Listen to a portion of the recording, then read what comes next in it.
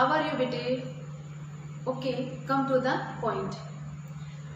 We were talking about human development in our previous discussion, and we have also discussed about the two terms growth and development, and our further discussion was based on pillars of human development. Today we are going to start our next topic, approaches to human development, and approaches are also four like pillars of human development. First, income approach. Second, basic needs approach. Third, welfare approach. And fourth बेटा capability approach. ठीक है, अब देखिए let's go with first income approach. Hindi में हो जाएगा बेटा आपका आय उपार्जन. This is the oldest approach to human development. मतलब मानव विकास की जितने भी उपागम है उनमें सबसे पुराना अप्रोचेस बेटा सबसे पुराना उपागम जो है वो बेटा आय उपागम है. इसलिए क्योंकि हम ये मेन मानते हैं कि इनकम जितनी ज़्यादा होगी हमारी कैपेसिटीज किस चीज़ की टू परचेज थिंग्स या एंजॉयमेंट या फ्रीडम वो इंक्रीज होता है. ठीक है, इसलिए human development is seen as being linked to income. कि मानव विकास जो है उससे सीधा संबंध है किसका, आय का. ये आय से उसका सीधा संबंध है. The level of income reflects the level of freedom. कि आय जितनी ज़्यादा होगी, ठीक है ना, उतना ही ज़्यादा उसकी स्वतंत्रता भी बढ़ती है. स्वतंत्रता किसकी, चीज़ों को खरीदने की, ठीक है ना, एंजॉयमेंट की, ठीक है, या फिर संसाधनों को या साधनों को जुटाने की, एमिनिटीज है उनको जुटाने की, ठीक है ना, वो बढ़ जाती है. इसलिए higher the level of income, कि आय का स्तर जितना ज़्यादा होगा, higher the level of human development, मानव विकास का स्तर भी उतना ही ज़्यादा होगा. इट मीन्स आपकी फर्स्ट जो आवश्यकता या फिर यूँ कह लो कि जो नीड है ह्यूमन डेवलपमेंट के लिए वो किसकी होगी, इनकम की. कि आय ज़्यादा होने से आप वो सारी चीज़ें खरीद सकते हो जो कि डेवलपमेंट या उस विकास के लिए परिलक्षित होती है.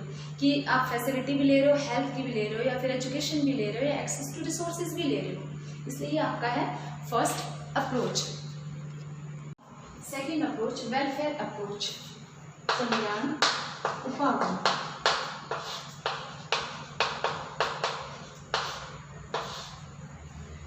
And in the welfare approach human beings act as beneficiaries. मानव जो है बेटा वो इसमें प्राप्त करता है, ठीक है ना. विकासात्मक गतिविधियों के लक्ष्य के रूप में उसे लाभार्थी के रूप में देखा जाता है. Means this approach looks at human beings as beneficiaries और targets of all development activities. तो यहाँ पर ह्यूमन बीइंग जो है वो लाभार्थी से लाभ लेना है किसका, ठीक है ना, कौन से बेनिफिशियल या फिर लाभ किन चीज़ों का लेना है जो गवर्नमेंट उसको उपलब्ध करवा रही है. तो यहाँ पर हायर गवर्नमेंट एक्सपेंडिचर, कि यहाँ पर गवर्नमेंट जो है उसे बहुत ज़्यादा सरकार को खर्च करना है एजुकेशन पर, हेल्थ पर, सोशल सेकेंडरी पर, या फिर एमिनिटीज़ पर, कि शिक्षा पर, स्वास्थ्य पर, या सामाजिक सुरक्षा या फिर सुख संसाधनों पर उसे एक्सपेंड करना है, खर्च ज़्यादा करना है सरकार को. ठीक है ना, because women beings are recipient here not participants. कि मानव या फिर मनुष्य जो है वो यहाँ पर बेटा क्या है, पैसिव मतलब निष्क्रिय प्राप्त करता है. उसे वो चीज़ें प्राप्त करनी अपने आप नहीं, मतलब गवर्नमेंट उसे उपलब्ध कराएगी तो वो निष्क्रिय प्राप्त करता है, प्रतिभागी नहीं है. It means it depends on government. ये सरकार पर निर्भर करता है. इसीलिए गवर्नमेंट इज रिस्पॉन्सिबल, ठीक है ना, for increasing level of human development by maximising expenditure on welfare. कि यहाँ ये भी जिम्मेदारी सरकार की है कि वो ज़्यादा से ज़्यादा उन चीज़ों पर या उन एमिनिटीज़ पर, रिसोर्सेज पर खर्च करे जो कि ह्यूमन डेवलपमेंट को इंक्रीज करते हैं. ठीक है, क्योंकि मानव यहाँ पर क्या लाभार्थी के रूप में है, लाभ लेने वाला, या फिर निष्क्रिय पैसिव रेसिपिटेंट्स के रूप में है, प्राप्तकर्ता के रूप में है. तो यहाँ रिस्पॉन्सिबिलिटी गवर्नमेंट की कि ये चीज़ें उसको उपलब्ध करवाए ताकि ह्यूमन डेवलपमेंट है वो इंक्रीज हो. वो जितना ज़्यादा एक्सपेंडिचर या निवेश या खर्च करती है बेटा इन चीज़ों में, एजुकेशन में, हेल्थ में, सोशल सेकेंडरी एमिनिटीज़ में, उतना ही ज़्यादा ह्यूमन डेवलपमेंट है. Third approach basic needs approach, आधारभूत आवश्यकता उपागम. And this approach was proposed by ILO, international labour organisation. विश्व श्रम संगठन जो है बेटा उसने इस जो अप्रोच है उसको प्रस्तावित किया था. और उसके अकॉर्डिंग 6 इसमें आधारभूत आवश्यकताएं हैं आपकी, जो है शिक्षा, स्वास्थ्य, जलापूर्ति, भोजन, आवास और स्वच्छता. ठीक है ना, and these are health, education, water supply, sanitation, housing और फूड. उन्होंने माना कि ये वो आधारभूत आवश्यकताएं हैं जो एक व्यक्ति या ह्यूमन बीइंग जो है उनको अवश्य मिलनी चाहिए. इसलिए उन्होंने इन पर जोर बनाया। The emphasis is on the provision of basic needs, कि मनुष्य जो है ह्यूमन डेवलपमेंट जो है मानव के विकास के लिए इन आवश्यकताओं का होना आवश्यक है। हालांकि इसमें मानव विकल्पों के प्रश्न की उपेक्षा भी की गई। ठीक है, the question of human choice is ignored and the emphasis is on the provision of basic needs of defined section. ये आपका थर्ड है बेटा। अप्रोच, कैपेबिलिटी अप्रोच, क्षमता भागम, and this approach is associated with Dr. Amartya Sen, and according to him, building human capabilities in the areas of health, education, and access to resources is the key to increasing human development। कि अगर हम हमारी क्षमताओं को बढ़ाते हैं इन 3 areas में, 3 क्षेत्रों में, कौन से बेटा, स्वास्थ्य, शिक्षा और संसाधनों तक पहुंच, अगर ये बढ़ते हैं, ठीक है, मानव की कैपेबिलिटी अगर इनके अंदर इंक्रीज होती है, बढ़ती है, तो मानव विकास जो है वो भी आपका बढ़ता है। These are the 4 approaches to human development. और next topic is measuring human development, मानव विकास का मापन। And human development is measured with the help of human development index. मानव विकास का मापन मानव विकास सूचकांक के थ्रू किया जाता है। Human Development Index is simple composite index। ये एक साधारण सैद्धांतिक सूचक होता है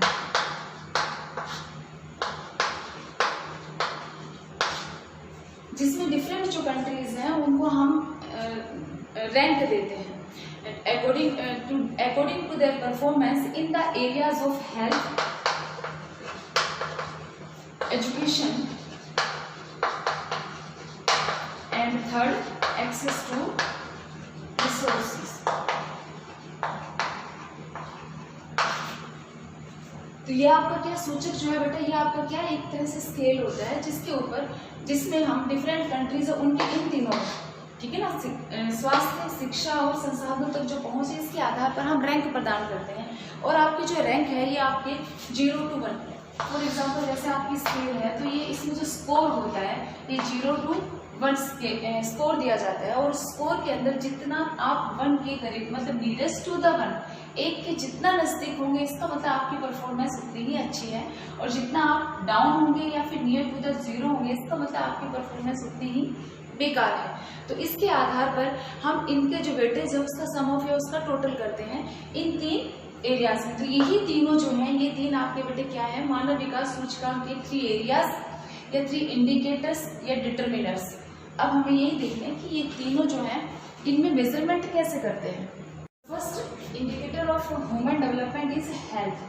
पहला जो सूचक या निर्धारक तत्व जो है बेटा वो आपका हो गया स्वास्थ्य, ठीक है ना। और हेल्थ जो है उसको मेजरमेंट करने के लिए इस इंडिकेटर में हम चूज करते हैं, ठीक है ना। The access of health is life expectancy at birth, जन्म से जीवन प्रत्याशा। जीवन प्रत्याशा हमने किया था कैपेसिटी टू लिव लाइफ, जीवन जीने की क्षमता, कि वो कितना लंबा जीवन जीते हैं, लॉन्गेविटी ऑफ द लाइफ, उसका दीर्घ जीवन।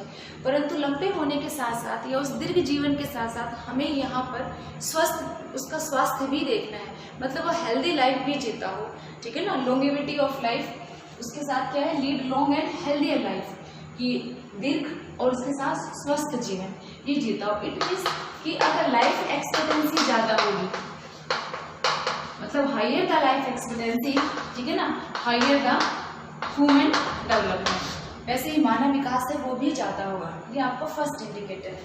अब हम लेते बेटा नेक्स्ट, सेकंड एजुकेशन, शिक्षा। ये हमारा दूसरा तत्व है, ये डिटर्मिनेंट्स है मेजरिंग ह्यूमन डेवलपमेंट का, मापने का। इसमें हम बेटे लेंगे आपका लिटरेसी रेट, मतलब साक्षरता दर, ठीक है ना। और साक्षरता दर में हमने किया था people who can read and right a simple sentence in any language, उसको एक्सप्रेस कर सकता है, लिख सकता है। तो आपका एक आ जाता है इसके अंदर लिटरेसी रेट। और लिटरेसी रेट के साथ हम जो दूसरा करते हैं बेटा ग्रोस इनरोलमेंट रेशियो।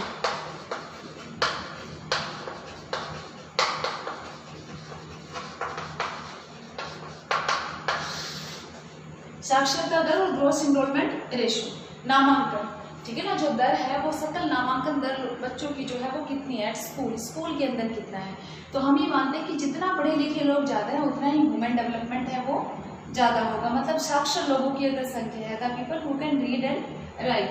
और ग्रोस एनरोलमेंट रेशियो का मतलब यहाँ नंबर ऑफ जो चिल्ड्रन है, ठीक है ना, जो आपके स्कूल के अंदर वो जितने ज़्यादा होगा इसका मतलब वो हायर लेवल, या हम ये कह सकते हैं कि शिक्षा प्राप्त करने के लिए जा रहे हैं, एजुकेशन गेन कर रहे हैं। तो अगर इनका स्तर दोनों का ही ज़्यादा है तो आपका ह्यूमन डेवलपमेंट है वो भी ज़्यादा होगा। ये आपका सेकंड है। And the third, access to resources is measured in per capita purchasing power in US dollars.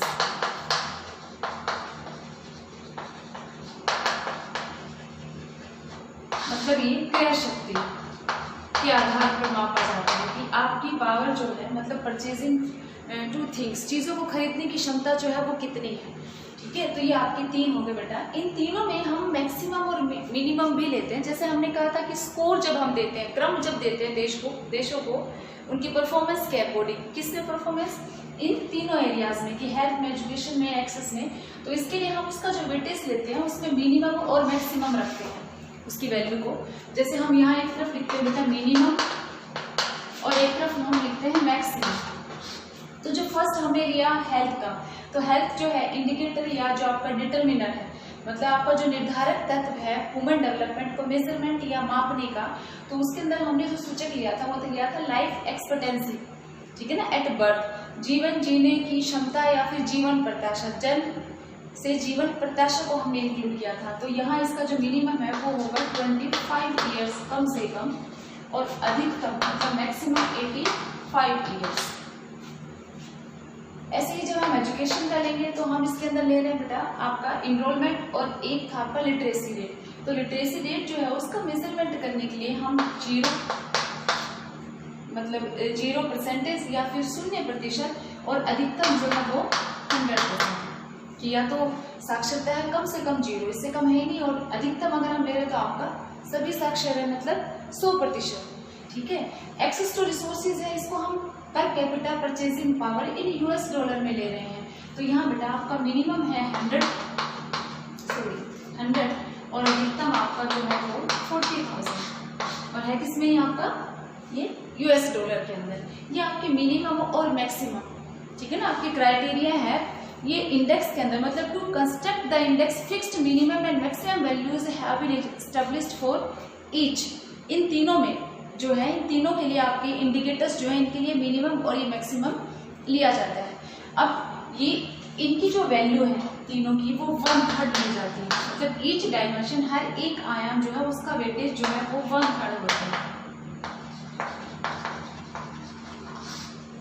1/3 भार जो है उसको वरीयता दी जाती है। फिर बेटा उसका सम ऑफ टोटल, मतलब उसका पूरा टोटल या कुल कर लिया जाता है, और उसके आधार पर 0 से 1 जो है वो रैंक दिए जाते हैं, ठीक है। अब हमें ये भी देखना है कि 0 से 1 रैंक है तो उसमें मैक्सिमम, देखो बेटा जैसे हमने स्केल लिया था ह्यूमन डेवलपमेंट इंडेक्स, मैंने आपको बताया कि 0 to 1 देखते हैं। तो हमने ये किया था कि जितना नियर या नजदीक होगा 1 के, ठीक है ना, इतना ही वो डेवलप है, और जितना वो लोअर होगा मतलब नियर टू द 0 होगा, शून्य के जितना नजदीक होगा उतना ही इसमें विकास की दर या स्तर जो है लेवल ऑफ ह्यूमन डेवलपमेंट है वो लो या कम होगा। तो यहाँ हम जो मैक्सिमम वैल्यू ले रहे हैं वो आपकी क्या ले रहे हैं 0.983। तो 0.983 जो है वो क्या 1 के या 1 के नजदीक होगी, ठीक है। तो ये आपकी मैक्सिमम वैल्यू हो जाती है बेटा, और ये आपकी मिनिमम वैल्यू, और मैक्सिमम वैल्यू आपको दिखा रहे हैं किसको, हाई रेट ऑफ डेवलपमेंट या फिर लेवल ऑफ ह्यूमन डेवलपमेंट, और ये बेटा आपका low level of human development. और ये जो वैल्यू है वो हम क्या, वही 3 indicators health, education, access to resources जो है, ठीक है ना, उनकी जो वैल्यू है उनको 1/3 वेटेज देके उसका सम टोटल करके निकाली जाती है। इसके अलावा ह्यूमन डेवलपमेंट इंडेक्स जो है उसके बेटा कुछ अटेनमेंट्स और कुछ शॉर्टफॉल्स भी हैं, मतलब कुछ प्राप्तियां और कुछ कमियां भी हैं। इसके लिए वो जो यूज करती है मतलब इंडाइसिस या सूचक वो 2 होते हैं, एक आपका ह्यूमन डेवलपमेंट इंडेक्स, 2 इंडाइसिस हैं। फर्स्ट तो आपका HDI ह्यूमन डेवलपमेंट इंडेक्स, दूसरा है बेटा ह्यूमन पॉवर्टी इंडेक्स, मानव विकास सूचकांक और मानव गरीबी सूचकांक।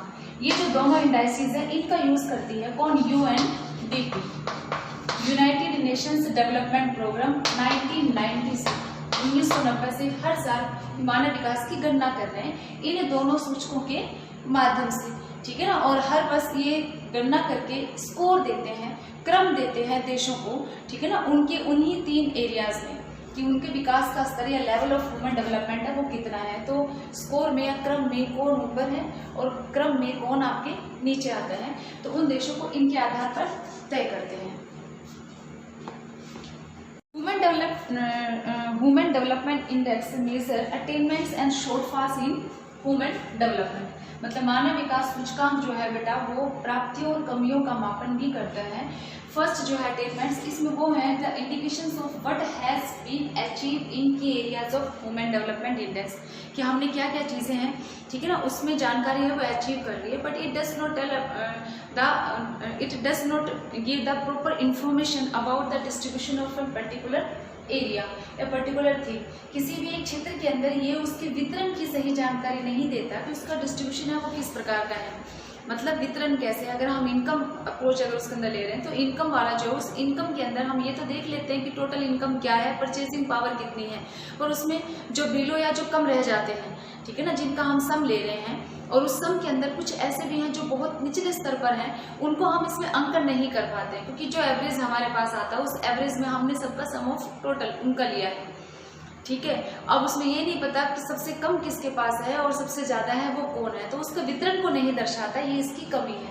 और शॉर्टफॉल्स जो है बेटा ये आपका अंकन किया जाता है ह्यूमन पॉवर्टी इंडेक्स के ऊपर, मानव गरीबी सूचकांक के ऊपर, और इसमें जो इंक्लूड है वो, ठीक है ना, जो कमियां रह जाती हैं, तो probability of not surviving till the age of 40, 40 की उम्र तक भी जो नहीं जी पाते हैं, ठीक है, मतलब जिनकी लाइफ एक्सपेक्टेंसी है वो बहुत कम है, तो उन व्यक्तियों को शामिल किया जाता है। द एडल्ट इलिटरेसी रेट, ठीक है, या फिर प्रौढ़ निरक्षरता दर, number of people who don't have access to clean water, या उन व्यक्तियों की संख्या, ठीक है ना, जो स्वच्छ पानी तक जिनकी पहुंच नहीं है, या small children who are underweight, अल्प भार वाले बच्चे जो हैं उनकी संख्या, ये आपके क्या है शॉर्टफॉल्स आती है, जिनको हम ह्यूमन पॉवर्टी इंडेक्स पर मेजरमेंट करते हैं, मानव गरीबी सूचकांक के ऊपर। तो attainments and shortfalls of human development index. In next discussion we will take the international comparison, मतलब अगला जो प्रकरण हमारा होगा बेटा, या अगले पर हम जिस पर चर्चा करेंगे वो हम लेंगे अंतर्राष्ट्रीय तुलनाएं। अभी के लिए इतना ही।